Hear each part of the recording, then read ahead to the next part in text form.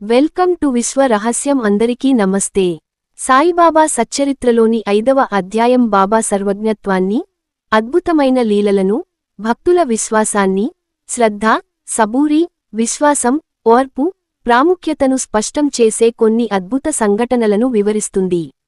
శ్రీ సాయి సచ్చరిత్ర 5వ అధ్యాయం దాసగను లీలలు, జవహర్ ఆలీ, షిర్డీకి చందోర్కర్ రాక.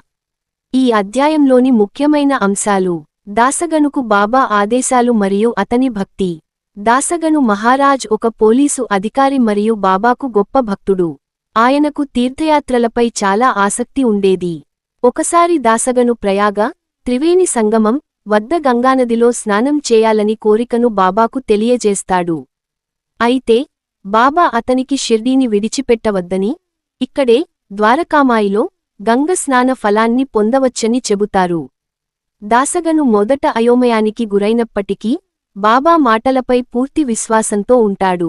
కొద్దిసేపటి తర్వాత బాబా తమ వేళ్లను మసీదులోని, ద్వారకామాయిలోని ఒక స్తంభానికి కొట్టగా దాని నుండి నీరు ప్రవహించడం ప్రారంభమవుతుంది.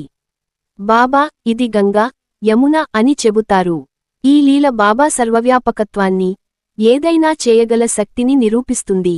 బాబాకు భౌతిక దూరం అడ్డం కాదని, షిర్డీలోనే అన్ని పుణ్యక్షేత్రాల ఫలాన్ని పొందవచ్చని తెలియజేస్తుంది. ఈ లీల దాసగను విశ్వాసాన్ని మరింత బలపరుస్తుంది. బాబాను విడిచిపెట్టకుండా ఆయన సేవలో నిమగ్నం అవ్వమని ఆయన ఆజ్ఞాపించడం యొక్క ప్రాముఖ్యతను తెలుసుకుంటాడు. జవహర్ ఆలీ బాబా గురువుగా.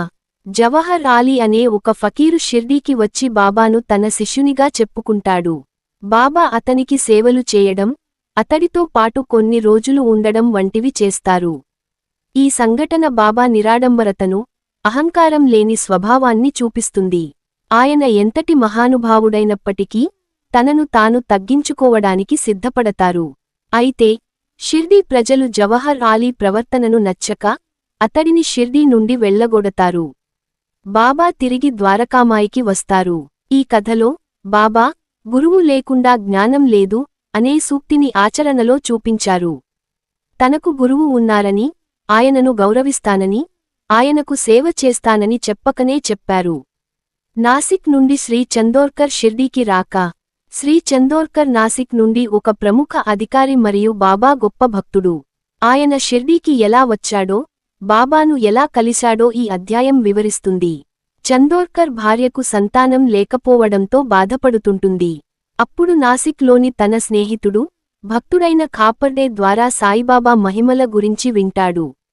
ఖాపర్డే అతడిని షిర్డీకి వెళ్లి బాబా ఆశీస్సులు పొందమని ప్రోత్సహిస్తాడు.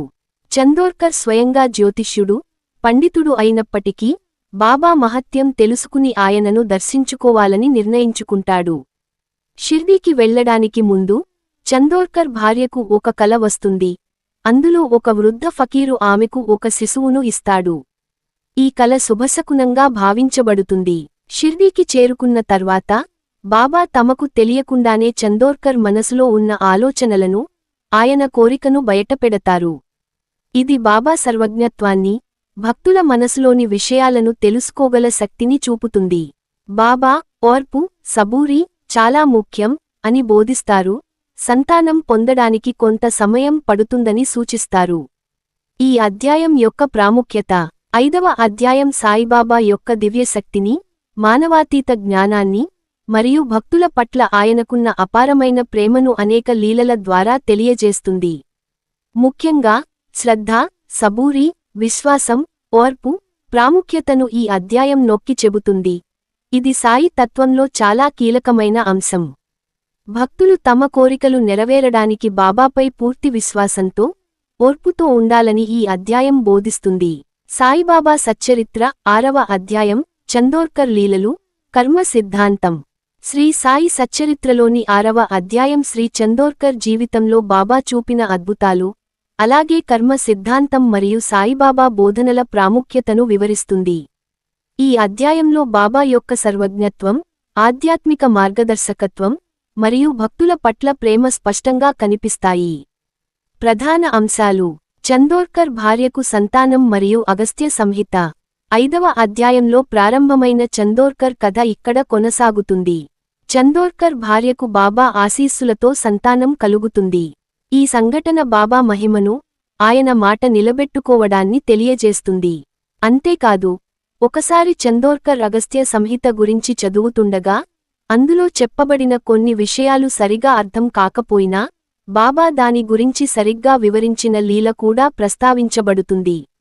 ఇది బాబాకు వేదాలు, శాస్త్రాలపై ఉన్న అపారమైన జ్ఞానాన్ని సూచిస్తుంది. శ్రద్ధ, సబూరి, విశ్వాసం, ఓర్పు, ప్రాముఖ్యత. చందోర్కర్ తన భార్యకు కడుపు నొప్పి వచ్చినప్పుడు తీవ్ర ఆందోళన చెందుతాడు. ఈ సమయంలో బాబా అతనికి శ్రద్ధ, సబూరి, విశ్వాసం మరియు ఓర్పు, ప్రాముఖ్యతను గుర్తుచేస్తారు. కష్ట సమయాల్లో కూడా బాబాపై నమ్మకం ఉంచాలి, ఓర్పుతో ఉండాలి అని బాబా బోధిస్తారు. ఈ సంఘటన చందోర్కర్కు ఒక గొప్ప ఆధ్యాత్మిక పాఠంగా మారుతుంది. కర్మ సిద్ధాంతం మరియు దాని నుండి విముక్తి. ఈ అధ్యాయంలో కర్మ సిద్ధాంతం గురించి వివరించబడుతుంది. బాబా తన భక్తులకు కర్మ ఫలాలు అనివార్యం అని, వాటిని అనుభవించాల్సిందేనని బోధిస్తారు. అయితే, గురువు యొక్క ఆశీస్సులు, సేవ ద్వారా ఈ కర్మ ఫలాల తీవ్రతను తగ్గించుకోవచ్చని, లేదా వాటి నుండి పూర్తిగా విముక్తి పొందవచ్చని కూడా తెలియజేస్తారు. సాయిబాబా తన భక్తుల కర్మలను ఎలా తగ్గించారో, వారిని ఎలా రక్షించారో కొన్ని ఉదాహరణలతో వివరిస్తారు. బాబా స్వయంగా భక్తుల కష్టాలను తనపైకి తీసుకున్న సందర్భాలు ఉన్నాయి. జ్వరం లీల, బాబా జ్వరాన్ని తగ్గించడం. ఒకసారి షిర్డీలో ఒక భక్తుడికి తీవ్ర జ్వరం వస్తుంది. ఆ భక్తుడు బాబాను శరణు కోరతాడు. బాబా తన మహిమతో ఆ భక్తుడి జ్వరాన్ని తగ్గించి, ఉపశమనం కలిగిస్తారు. ఇది బాబా శారీరక బాధలను తగ్గించగల శక్తిని చూపుతుంది. గురువు యొక్క ప్రాముఖ్యత మరియు శరణాగతి. ఈ అధ్యాయం మరోసారి గురువు యొక్క ప్రాముఖ్యతను నొక్కి చెబుతుంది. సాయిబాబాను శరణు కోరడం ద్వారా, ఆయనపై సంపూర్ణ విశ్వాసం ఉంచడం ద్వారా, భక్తులు కర్మ బంధాల నుండి విముక్తి పొందగలరని, ఆధ్యాత్మిక ఉన్నతిని సాధించగలరని బోధిస్తుంది. గురువే మోక్ష మార్గమని, గురువు యొక్క అనుగ్రహం లేకుండా ఏదీ సాధ్యం కాదని స్పష్టం చేస్తుంది.